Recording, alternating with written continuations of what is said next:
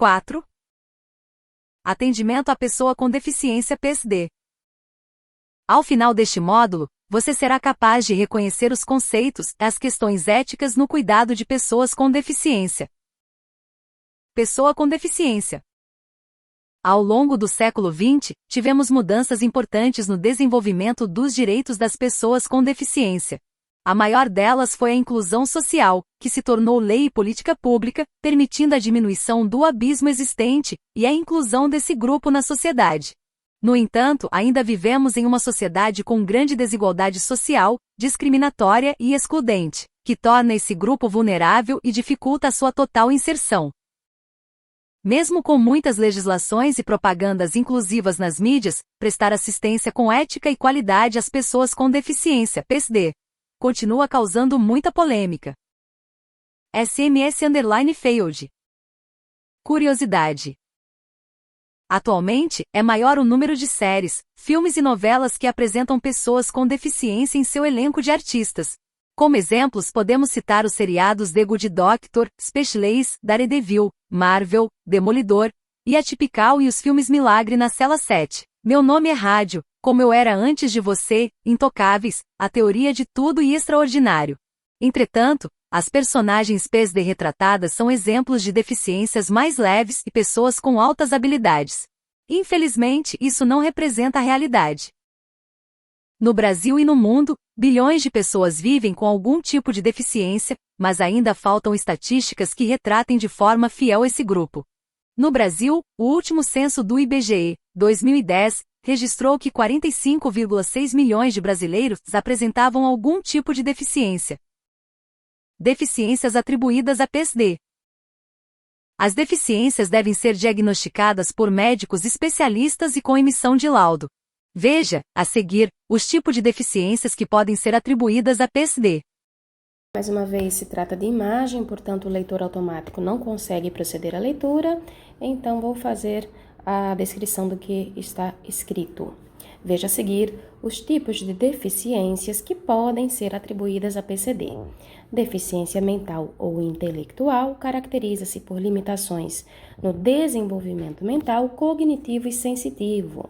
Transtorno do espectro autista, TEA, síndrome do cromossomo do X frágil, síndrome de Down, microcefalia. Repetindo, deficiência mental ou intelectual caracteriza-se por limitações no desenvolvimento mental, cognitivo e sensitivo, transtorno do espectro autista, TEA, síndrome do X frágil, síndrome de Down, microcefalia. Deficiência física caracteriza-se por alterações totais ou parciais no corpo, levando a comprometimentos das funções motoras, paralisia cerebral, paraplegia, tetraplegia, amputação ou ausência de membro, nanismo, membros com deformidade congênita ou adquirida. Deficiência auditiva, perda auditiva unilateral ou bilateral. Deficiência visual, cegueira, baixa visão, visão monocular. Deficiência múltipla ocorre quando se tem duas ou mais deficiências associadas, como paralisia cerebral e cegueira.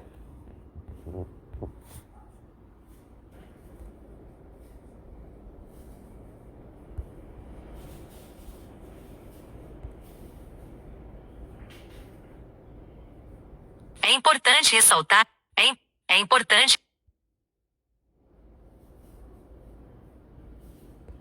é importante ressaltar que algumas deficiências são genéticas, como a síndrome de Down, outras congênitas, como a microcefalia causada pela febre do vírus Zika. Lembre-se de que durante a epidemia de Zika, entre 2015 e 2016, milhares de crianças nasceram com microcefalia por causa da contaminação materna pelo vírus. Mas há também deficiências que ocorrem ao longo da vida por questões várias. Amputações levam à deficiência física. Doenças como a meningite podem resultar em deficiências graves como cegueira ou perda auditiva. Legislações relacionadas a PSD. PSD devem ser tratadas com autonomia, dignidade e igualdade. A primeira legislação a se referir à deficiência foi a Constituição Federal de 1988, que trouxe direitos específicos às PCD, mas apenas para algumas deficiências, como direito de prioridade em filas e aposentadoria especial, e abordava mais as deficiências físicas, auditivas e visuais. Segundo a Constituição, é dever das 3 esferas de governo garantir os direitos das pessoas com deficiência. Em 2009, foi publicado o Decreto número 6.949, que valida as considerações sobre o direito das pessoas com deficiência e protocolos facultativos assinado em Nova York, porém não garantia a inclusão da PSD. Ao longo dos anos, outras leis foram publicadas, mas tratavam as deficiências separadamente e concediam benefícios, aposentadoria, acessibilidade, isenção de impostos, programas de cotas, entre outras. Até aquele momento, as leis ainda não abordavam a inclusão e os direitos dos deficientes de forma global. Report_Problem. Atenção! Foi em 2015, com a publicação do Estatuto da Pessoa com Deficiência, pela Lei nº 13.146, que as PSD são incluídas na sociedade. Com a Lei nº 13.146, alterou-se a definição de quem são os indivíduos classificados com deficiência, bem como seus direitos. A partir daí se iniciou o movimento de conscientização da sociedade e dos profissionais que lidam diretamente com a PSD, para que ajam com ética e façam cumprir seus direitos. Para a aplicação dessa lei, devemos considerar algumas situações, a saber. Back, 1 de 14. Vamos lá. As situações a saber seriam a acessibilidade, tornar todos os ambientes acessíveis às PCDs, pessoas com deficiência, promovendo o livre trânsito em todos eles, com rampas nas entradas de estabelecimentos, com a retirada de degraus e inserção de pisos táteis. Assim, eles vivem de forma independente e exercem seus direitos de participação social. Desenho universal. Os produtos para consumo devem ser criados para atingir o público sem distinção. Além disso, quando vamos construir uma estrutura, devemos pensar em todos que irão circular ali e, portanto, construir de forma a atender todos os que possuem ou não deficiência. Tecnologia assistiva. Usar ferramentas que facilitem a participação da pessoa com deficiência, como vídeos descritivos e programas em smartphones que garantem a comunicação, por exemplo. Barreiras. Evitar qualquer obstáculo. Barreiras urbanas, arquitetônicas, transporte, comunicação, atitudinais e tecnológicas que causem impedimento ou limitação, impedindo a participação social. Deve haver alternativas para a acessibilidade. Comunicação. A forma de interação entre os cidadãos deve ser adaptada para cada PCD. Libras, Braille, comunicação a partir de fichas PECs. Adaptações razoáveis.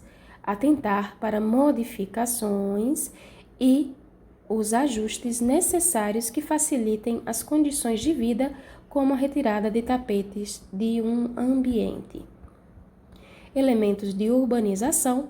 Quaisquer componentes de obras de urbanização, como pavimentação, iluminação, calçadas sem buracos e sem grandes inclinações. Mobiliário urbano. Objetos existentes nas vias urbanas e espaços públicos, como bancos, postes, as árvores, devem ser plantados nas calçadas de forma organizada, a fim de deixar espaço para a PCD se locomover sem dificuldades. Pessoas com mobilidade reduzida, deve ser avaliada a adaptação do local de acordo com a dificuldade de mobilização, por exemplo, para as pessoas que utilizam muletas, andadores, etc. Residências inclusivas. Criar locais para pessoas que não possuam condições de autossustentabilidade e tenham vínculos familiares fragilizados ou rompidos, como as casas de repouso para deficientes. Moradia para a vida independente. Criar moradias com estrutura adequada capaz de proporcionar serviços de apoio coletivo ou individualizado. Por exemplo, locais onde a PCD com grau mais leve possa morar, sair para trabalhar e fazer outras atividades com independência. Atendimento pessoal, considerar os familiares ou não, remunerados ou não, que irão prestar assistência nas atividades diárias. Profissional de apoio escolar, deve haver uma pessoa que auxilie a PCD a executar as atividades na escola, higienização, alimentação e adaptação das atividades escolares, tanto em escolas públicas quanto particulares e em todos os níveis e modalidades de ensino. Acompanhante.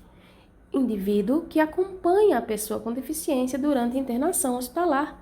É direito da PCD de qualquer idade ter um acompanhante. A Lei 13.146 de 2015 ainda trata do respeito aos direitos civis da pessoa com deficiência, que estão definidos no artigo 6º. Inciso 1, casar-se e constituir união estável. Inciso 2, exercer direitos sexuais e reprodutivos. Inciso 3, exercer o direito de decidir sobre o número de filhos e de ter acesso a informações adequadas sobre reprodução e planejamento familiar. Inciso 4, conservar sua fertilidade, sendo vedada a esterilização compulsória. Inciso 5, exercer o direito à família e à convivência familiar e comunitária. E, inciso 6, exercer o direito à guarda, à tutela, à curatela e à adoção como adotante ou adotando em igualdade de oportunidades com as demais pessoas. Lei 13.146 de 2015, artigo 6.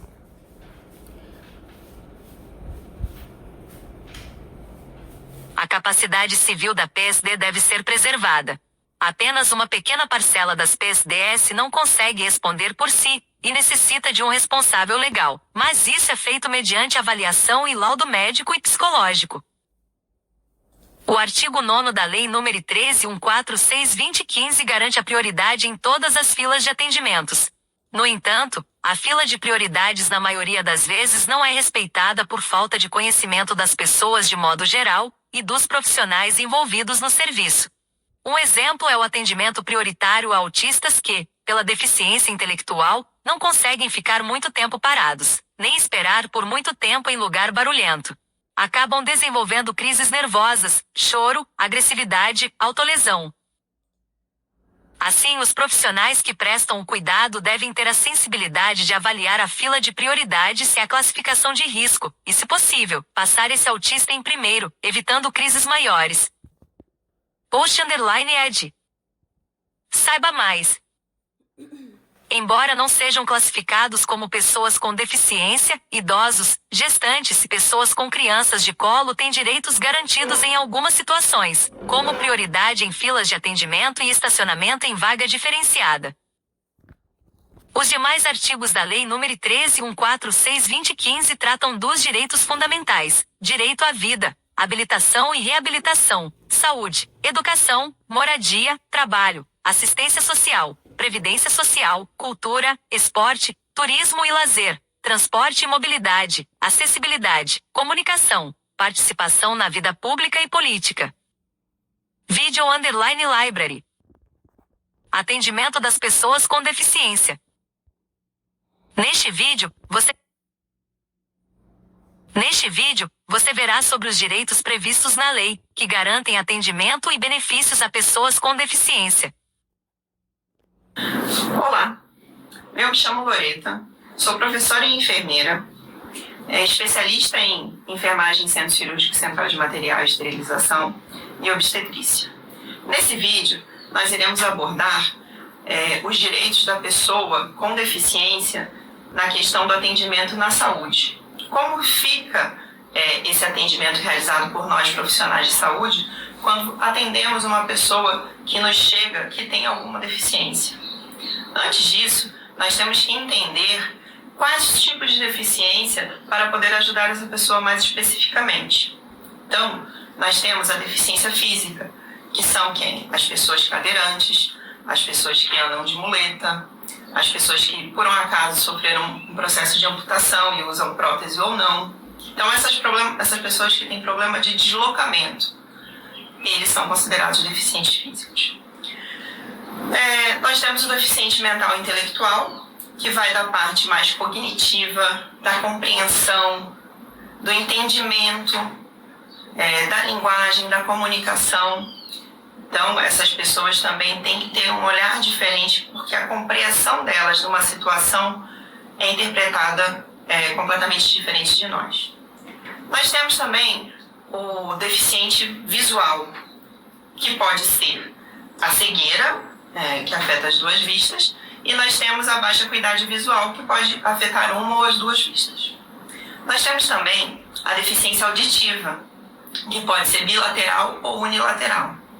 E a deficiência múltipla, que ela pode vir com uma ou duas mais deficiências associadas. Um exemplo, um cadeirante que tem autismo, um autista que pode ter baixa acuidade visual. Então, esse público requer um pouco mais de atenção de nós, profissionais de saúde. Então, para a gente entender, esse atendimento da saúde ele tem que seguir as diretrizes do SUS: igualdade, universalidade e equidade, já que é um povo, uma população diferente. Nós temos que tratar essa população diferente. Um exemplo para a gente elucidar é do cadeirante que vai à unidade de saúde, uma mulher cadeirante, e que ela vai realizar o seu exame Papa Nicolau. Se essa unidade de saúde não estiver toda preparada, não só fisicamente, mas com os profissionais capacitados e sensibilizados a atender essa mulher não retorna. E aí ela vai deixar de fazer o exame de rastreio e pode acabar desenvolvendo um câncer de colo de útero. Nós podemos pensar quais seriam as estratégias para acolher essa mulher de forma digna. Na parte física, nós temos rampas, barras, portas mais alargadas. E na parte humana dos profissionais de saúde, nós temos o acolhimento a essa mulher, deixar ela mais à vontade, ter algum profissional que vá auxiliar essa mulher no deslocamento da entrada da unidade até a sala de coleta, na troca de roupa, ao subir a maca, ao descer da maca. Então, esses pequenos detalhes vão fazer uma grande diferença no atendimento dessa mulher. Um outro exemplo que podemos trabalhar é a questão do autista, da pessoa que tem o transtorno do espectro autista. Essa pessoa ela tem uma deficiência sensorial, de comunicação. Então, lugares muito barulhentos, muito movimentados, geram um estresse. E esse estresse pode acabar desencadeando uma crise. Um exemplo que a gente pode citar é, vamos supor, a coleta do exame de sangue. Se eu estou num laboratório e eu sei que aquela pessoa tem o autismo e não tem o tempo de espera, que aquela ansiedade por um processo doloroso, invasivo, pode acabar gerando maiores problemas, o que a gente faz? A gente passa na frente. A gente usa métodos para poder acolher essa pessoa. E existem diversas formas de se lidar com essa pessoa na hora da coleta, Vai bastar do profissional ter o entendimento, conhecer a sua população, o seu público-alvo, para prestar essa assistência.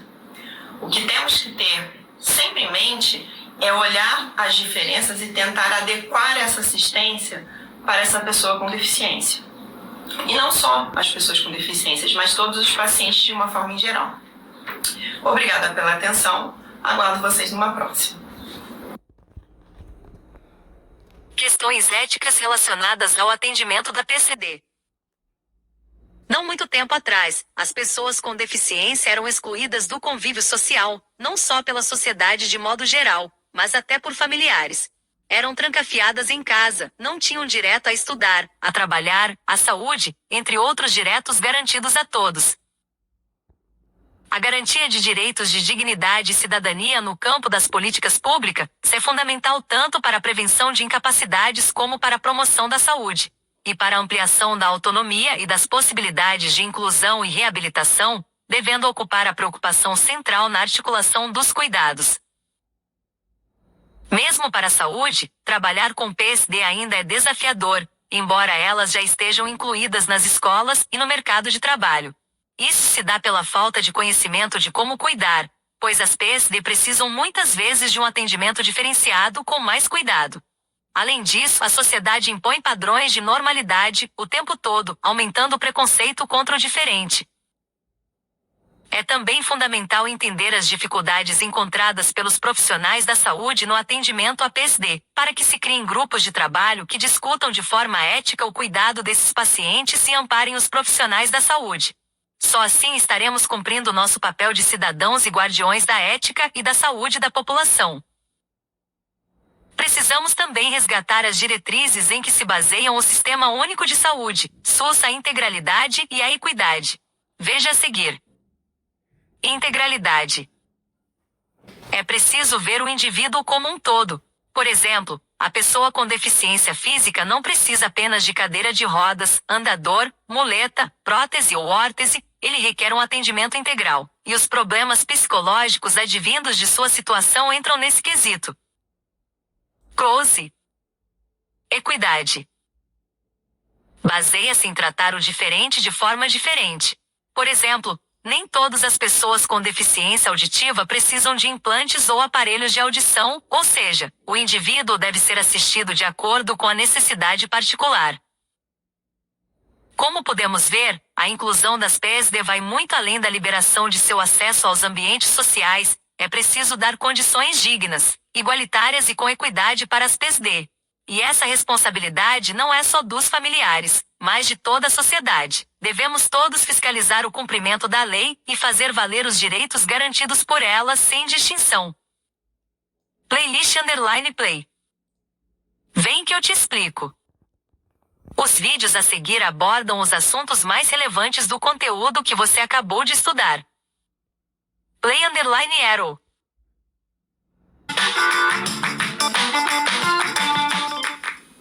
Ao longo do último século, tivemos mudanças importantes para o desenvolvimento dos direitos humanos e dos deficientes. A maior delas foi a de inclusão social, que se tornou lei e política pública e permitiu a diminuição do abismo entre os deficientes e a inclusão desse grupo na sociedade.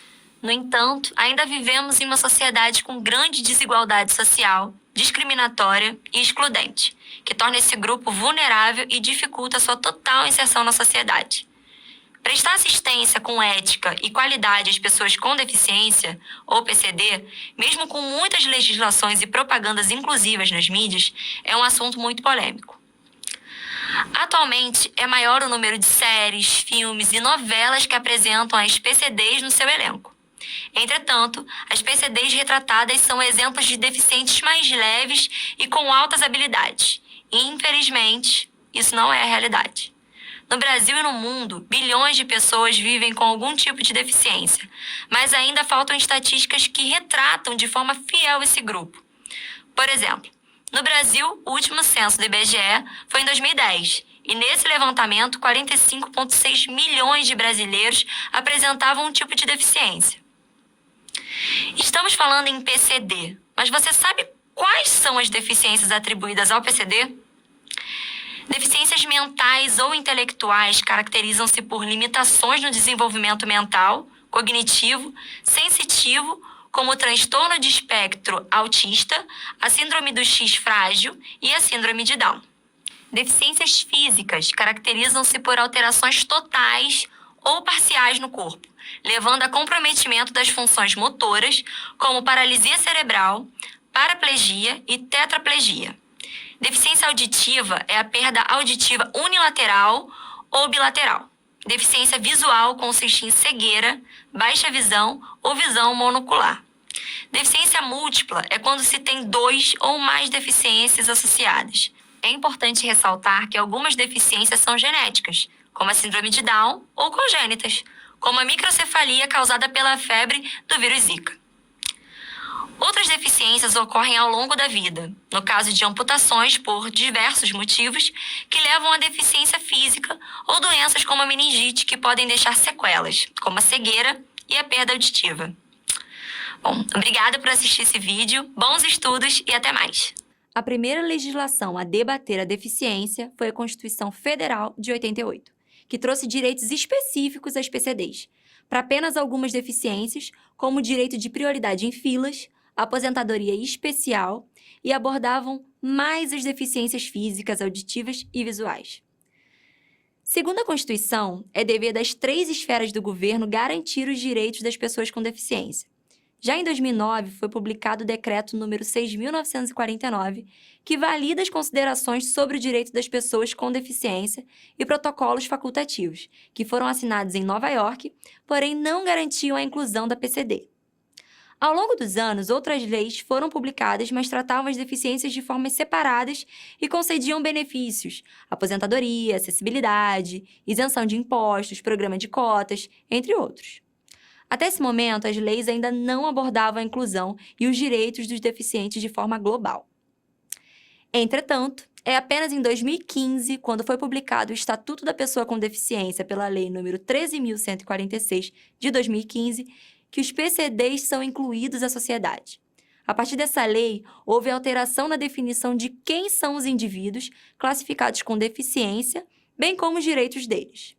Com isso, foi iniciado um movimento de conscientização dos profissionais que lidam diretamente com o PCD e da sociedade, para agir com ética e fazer cumprir os direitos estabelecidos por lei. Com isso, foi iniciado um movimento de conscientização dos profissionais que lidam diretamente com o PCD e da sociedade, para agir com ética e fazer cumprir os direitos estabelecidos por lei. A capacidade civil do PCD deve ser preservada, já que ele tem direitos iguais a pessoas sem deficiência. Apenas uma pequena parcela das PCDs não consegue responder por si e necessitam de um responsável legal, mas isso é feito mediante avaliação e laudo médico e psicológico. O artigo número 9 da lei garante a prioridades em todas as filas de atendimento. No entanto, a fila da prioridade, na maioria das vezes, não é respeitada, por falta de conhecimento dos profissionais envolvidos. Um exemplo é o atendimento prioritário a autistas, que, pela deficiência intelectual, não conseguem ficar muito tempo parados em um lugar, nem esperar por muito tempo em um lugar barulhento, e acabam desenvolvendo crises nervosas. Assim, os profissionais que prestam o cuidado devem ter a sensibilidade de avaliar toda a fila de prioridades e a classificação de risco, e, se possível, atender o paciente autista primeiro, evitando crises maiores. Idosos, gestantes, pessoas com crianças de colo têm direito garantido em algumas situações, iguais à do PCD, como prioridade em filas de atendimento, estacionamento em vaga diferenciada, porém não são classificados como deficientes. Os artigos seguintes da lei tratam dos direitos fundamentais. São eles: direito à vida, habilitação e reabilitação, saúde, educação, moradia, trabalho, assistência social, previdência social, cultura, esporte, turismo e lazer, transporte e mobilidade, acessibilidade, comunicação, participação na vida pública e política. Bom, obrigado por ter me acompanhado até aqui, bons estudos e até um próximo encontro!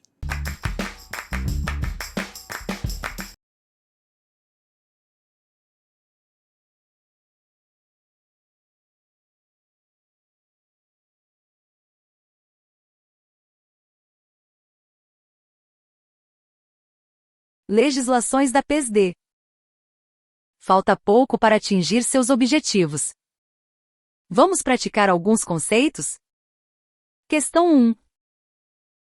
A Lei Brasileira de Inclusão, no que diz respeito ao direito à igualdade e à não discriminação, prevê expressamente que a pessoa com deficiência a seja representada por seu curador quando for necessário seu consentimento livre e esclarecido para a realização de tratamento. B. Poderá exercer direitos sexuais e reprodutivos desde que assistida por terceiro. C. Será submetida à esterilização compulsória. D. Não está obrigada à fruição de benefícios decorrentes de ação afirmativa.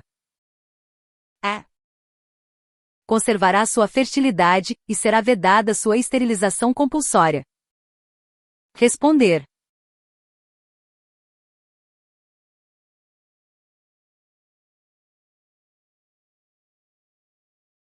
Responder. Questão 2.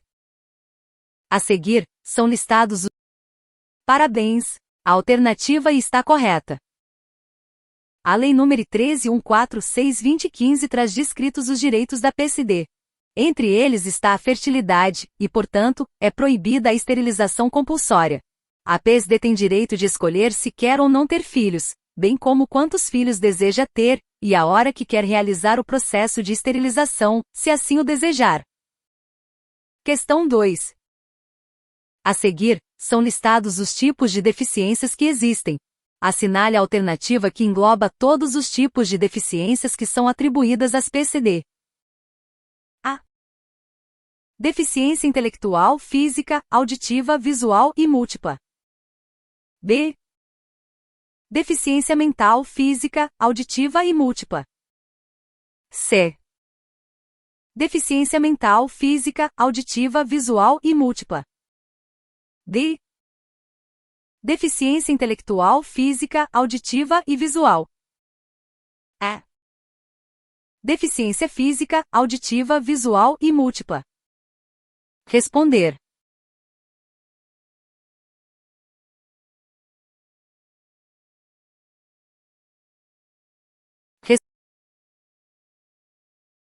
Responder.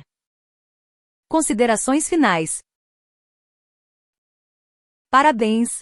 A alternativa está correta. Pessoas com deficiência, PSD, são aquelas que apresentam deficiência que podem ser naturais, como uma deficiência intelectual, autismo, uma deficiência adquirida, amputação de um membro em razão de um acidente, a perda da visão, deficiência visual, a perda da audição, após uma meningite bacteriana. No entanto, existem pessoas que apresentam mais de uma deficiência e são classificadas com deficiência múltipla. A deficiência intelectual engloba a doença mental. Considerações finais. Ao longo deste conteúdo, vimos as principais questões éticas em situações especiais, no transplante de órgãos e tecidos, na reprodução humana assistida, em situações de epidemias e pandemias e no atendimento de pessoas com deficiência. Além disso, exploramos as principais legislações envolvidas em cada caso e os principais conceitos. Essas situações estarão presentes tanto no exercício profissional como na vida cotidiana. Vimos que devemos respeitar o indivíduo como um todo, livre de preconceitos, de forma ética, igualitária e com equidade, pois cada indivíduo é único e tem suas necessidades diferenciadas. Ainda, devemos estar sempre nos atualizando e estudando para melhorar a assistência prestada. Rede 7. Podcast. Neste podcast, você irá ouvir e conhecer um pouco mais sobre o transtorno do espectro autista, TEA. 0 hora.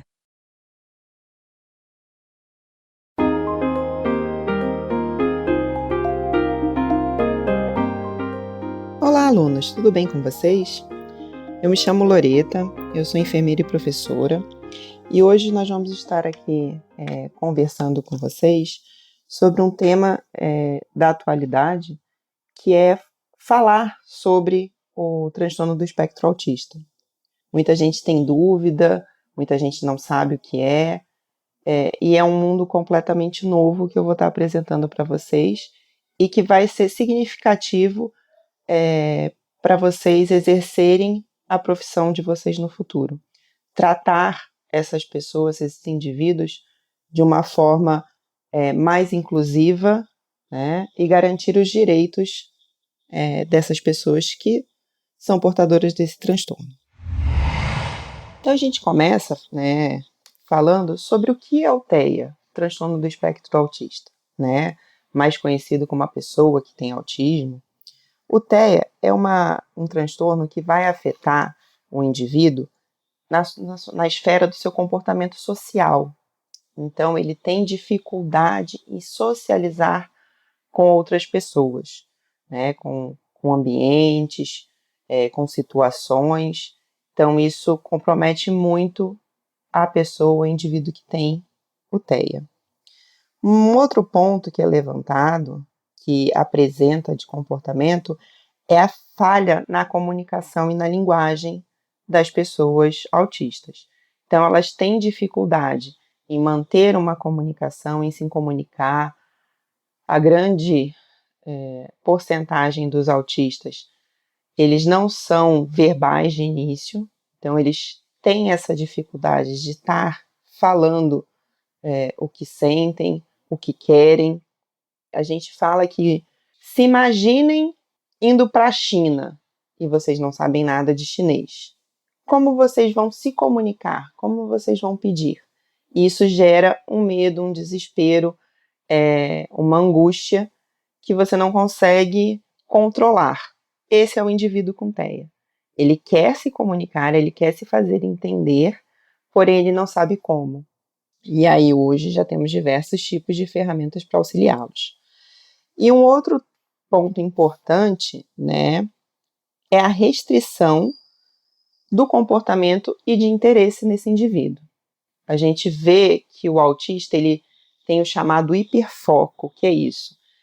Ele se interessa demais por algum assunto e para os demais ele acaba não tendo interesse nenhum. Então, por exemplo, se ele gosta muito da matemática, ele vai se envolver muito com números. Se ele gosta muito do português, ele vai ler muito. Se ele gosta de carrinhos, o foco dele é só colecionar carrinhos. E por aí vai nesse hiperfoco. E a gente tem o quê? Problemas de manter uma conversa. Isso afeta a comunicação. Não ter um repertório variado complica na sociabilidade, na comunicação, na expressão. Então, essa tríade de falhas no comportamento, no processamento dessas informações, é que classificam um indivíduo com TEA. Então, essa é basicamente. E aí é uma coisa que a gente tem que entender que não se muda e não se trata do dia para a noite como uma doença, né? Um transtorno é algo para a vida inteira. O indivíduo sempre será autista. Já em relação ao diagnóstico do TEA, ele é geralmente diagnosticado na primeira infância. A gente já começa a notar o comportamento dessa criança nos primeiros anos de vida. Por quê? No crescimento e desenvolvimento, na avaliação da criança, na puericultura acompanhada pelo médico, consegue-se observar os marcos de desenvolvimento, que é o andar, né, o sentar, o falar, o correr, o firmar a cabeça, que vem primeiro. Então, a gente tem esses marcos que vão definir se uma criança tem algum problema no desenvolvimento ou não. E aí, na criança autista, a gente tem um atraso na fala pelo problema da linguagem. Então, isso é uma das primeiras características que os pais observam. A criança já tem 1 ano e meio e ela não fala, ela não faz solicitações, ela não atende comandos. Então, isso é um sinal de alerta. Quem faz esse diagnóstico hoje é o neuropediatra ou o psiquiatra infantil, tendo laudos também de avaliações psicológicas, sendo esse psicólogo especialista, né, capacitado para o diagnóstico de TEA. Hoje, nós temos diversas escalas que elas auxiliam no diagnóstico precoce, que é fundamental para o desenvolvimento do indivíduo que tem autismo. Então, a gente tem a CARS, a MCHAT, o PPR, o ADOS, são diversas escalas. E hoje já a gente tem o quê? Um maior conhecimento dos profissionais de saúde em estarem aplicando essas escalas precocemente para a gente detectar esse autismo. Então, elas são preenchidas pelos familiares, por professores, também se detecta muito esse problema, essa dificuldade de comunicação nas crianças na fase escolar. Então, criança que vai para a escola mais cedo, o professor já acende uma bandeira vermelha e fala: tem alguma coisa no comportamento dessa criança que não está normal. E aí se emite esse diagnóstico. A escala é preenchida, e no final se tem uma numeração que vai predispor ou não. A escala sozinha, ela não fala não emite um diagnóstico. Ela serve como base para o médico, junto com outras avaliações, realizar esse diagnóstico. Não é um diagnóstico muito fácil de fechar, que a gente tem que entender. A gente fala que é espectro autista porque ele abrange diversas nuances. A gente fala que ele vai do branco, passando pelo cinza e vai ao negro. Então, a gente tem o autista leve, moderado e severo, que um leve é muito difícil de diagnosticar. A gente fala que ele está lá na linha, né? Ele vai apresentar comportamentos muito similares, porém, quando ele vai socializar com crianças, ele não socializa, ele fica brincando sozinho. Ele tem seletividade, ele tem problema com texturas. Então, não é só uma causa, um sinal, um sintoma que vai falar que essa criança é autista. É um conjunto sendo avaliado, um conjunto de sinais que essa criança apresenta, né? Ou esse adulto, porque a gente tem diagnósticos hoje sendo realizados em pessoas adultas que se achavam estranhas no passado, esquisitas, e que hoje conseguem se enquadrar nesse transtorno, porque mexe com o social, mexe com a comunicação. Então, a gente às vezes acha que aquela pessoa muito calada, muito restrita, ela é esquisita, mas na verdade ela tem um comprometimento, ela tem um transtorno que precisa ser tratado, que precisa ser trabalhado para ela poder ser inclusa, para ela poder ter uma vida plena. Até 15, 20 anos atrás, a gente não tinha muita conversa falando sobre autista. A gente achava que o autista era aquele do filme Rayman, que contava a carta, que era super inteligente para certas coisas e para as outras completamente nulo. E aí foi crescendo, né? Tem uma incidência hoje, a gente trabalha com dados do CDC americano, que está para a cada 54 nascimentos, uma criança é autista. Então, isso são dados de 2020, e a gente fala que essa proporção vem crescendo por causa de melhores diagnósticos, melhores capacitações dos profissionais de saúde que atendem, porém, a gente tem diversas outras questões que podem influenciar o aparecimento, o desencadeamento do autismo na pessoa. E aí, com o aumento das pessoas com esse transtorno, foi-se necessário criar uma lei. Então, em 2012, foi criada a Lei Berenice Piana, é uma mãe de um menino autista, hoje ele já é um homem, que foi batalhar através dos direitos para que o autista, ele era apenas um transtorno, então ele não era classificado como uma deficiência. Então, a partir de 2012, a partir dessa lei, o autismo foi incluso como uma deficiência. E com isso, todos os direitos, né, que cabem às pessoas com deficiência foram disponibilizadas para essa pessoa com autismo. Então, nós temos algumas condutas éticas perante a esse atendimento. Lógico, a gente tem que, enquanto profissional de saúde, enquanto pessoa, atender qualquer indivíduo que esteja sob os nossos cuidados de forma integral, de forma equitária, né, de forma humanizada. Só que aí a gente tem que, no princípio da equidade, né, do atendimento, a gente tem que tratar os outros, né, as diferenças dos outros de formas diferentes. Eu não posso tratar todas as crianças que têm autismo da mesma forma. Então, a gente tem que começar a entender que cada indivíduo é cada indivíduo e como eu vou tratar esse indivíduo de forma mais adequada. Para quê? Para ele se restabelecer, para ele ter um atendimento pleno, né? Para evitar complicações, para evitar crises. A gente tem um grande problema com as crianças que têm autismo e adulto também, que por falta de comunicação, por falta de entendimento, tanto da parte deles quanto da nossa, eles desenvolvem diversos mecanismos que geram crises. E a gente acha, é uma birra. Não, é uma crise. Agora a gente vai falar, né, sobre as prioridades que a pessoa do TEA tem. E aí vocês vão falar para mim, Loreta, o autista, ele não é classificado como deficiente, ele já não tem toda essa prioridade por ser deficiente amparada por lei? Sim, ele tem. Só que o que a gente tem que entender é que uma pessoa que tem o TEA, né, que tem essa dificuldade de compreender, de se comunicar, ela desenvolve diversas crises. Por quê? Se imaginem num lugar que vocês não queriam estar, porém vocês não conseguem sair dali e não conseguem falar que vocês querem sair dali. E imagina que vocês estejam com dor de cabeça e também não conseguem falar que estão com dor de cabeça.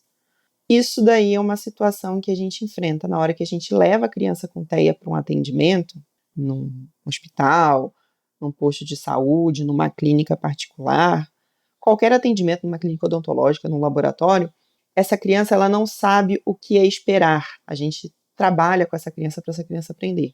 Porém, aquele ambiente às vezes está muito barulhento, tem muita gente, e isso desencadeia a crise, aonde a criança, o adulto, ele pode se lesionar, né, se autoagredir, se arranhar, bater na parede, se jogar no chão, além de gritos, porque é uma forma de expressão. E aí as pessoas não entendem quem está em volta olhando essa situação. Então, o que a gente quer passar, né, para vocês hoje? Quando vocês saírem da graduação, enquanto profissionais, vocês tenham esse olhar, né, essa sensibilidade de que, se está numa fila de prioridades entre um idoso que está sem problema nenhum, ele está lá para consulta, e uma criança com autismo, que está começando a ficar mais agitada, passem primeiro essa criança com autismo, né? Para quê? Para essa criança já ser atendida e já ser liberada. Outra situação, lógico, se eu tenho crianças com febre alta, idosos com alguma complicação, gestantes com alguma complicação, ou pessoas com outra deficiência que estejam em um estado mais grave, lógico, essas pessoas serão passadas na frente e essa criança irá esperar. Mas a gente tem que entender esse outro lado, que se está todo mundo estável, vamos passar os autistas na frente. Isso vai facilitar para eles e vai facilitar para o ambiente, porque o ambiente fica estressado. Na hora que a criança desenvolve uma crise, as pessoas olham julgando, as pessoas não entendem. Se elas não sabem que a criança tem autismo, as crianças vão achar que a criança é sem educação, que a mãe não tem controle da criança, e, na verdade, é algo que é disparado dentro dessa criança. Então, vamos olhar de forma diferente para esse atendimento. Garanto que a família vai sair satisfeita e você vai se sentir muito satisfeito por realizar esse atendimento. Para encerrar com vocês esse bate-papo, eu quero deixar para vocês que o autismo, ele melhora. A gente fala que ele começa, você identifica e acha que não tem perspectiva. Mas com tratamento adequado, com terapia adequada, com apoio, a gente fala que nada funciona se não tiver a tríade de atendimento, que é a família, a escola e as terapeutas. Com todo essa tríade harmonizada para esse trabalho, a gente vai conseguir que essa pessoa com TEA supere as suas limitações e tenha uma vida plena.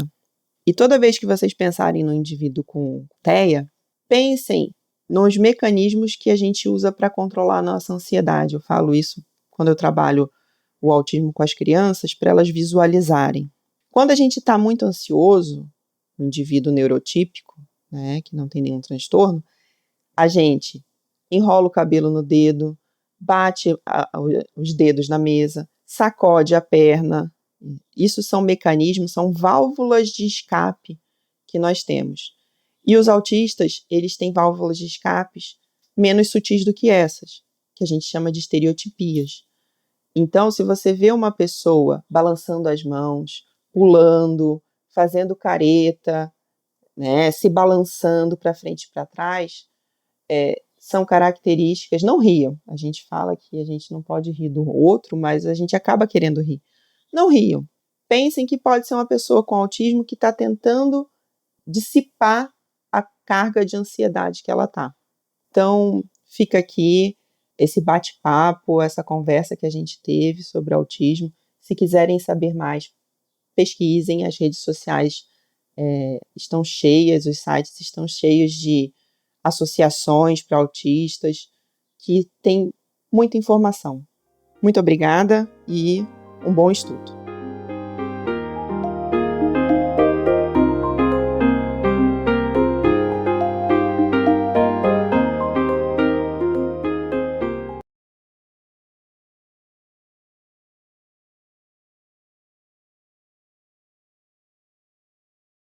Explore mais.